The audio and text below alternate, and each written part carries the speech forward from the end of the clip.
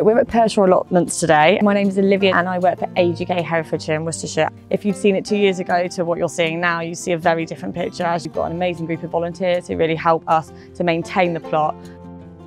Hey, I'm Bridget and I'm a volunteer who's been working on the Pershore allotment for about 2 years. And initially it was just a question of trying to get the allotment back into some sort of working order. And then we gradually got more volunteers that have made it the productive little unit it is at the moment.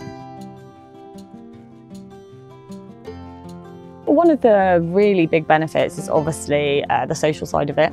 It's being together, having a chat really, just having a purpose, something to do. We often find that people, as they do get older, they do become slightly more isolated from their community, from their friends, from their family.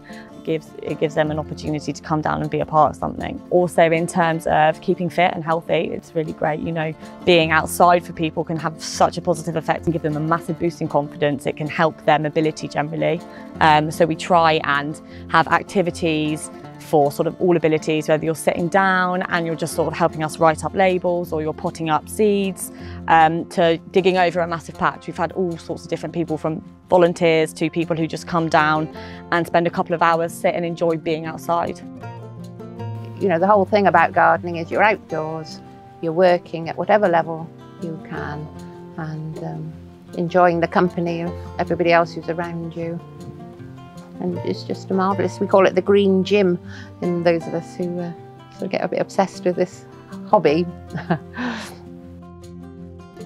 So across Worcestershire there's been pilots for social prescribing, which is a non-medical prescription. It's really great for us because a lot of the things that they do look at are these sort of community social groups, things outside, things to get the endorphins going, things to make people feel better. We often get their patients to sort of come down and just enjoy being down here with us, which has really been a really nice link in with the local community.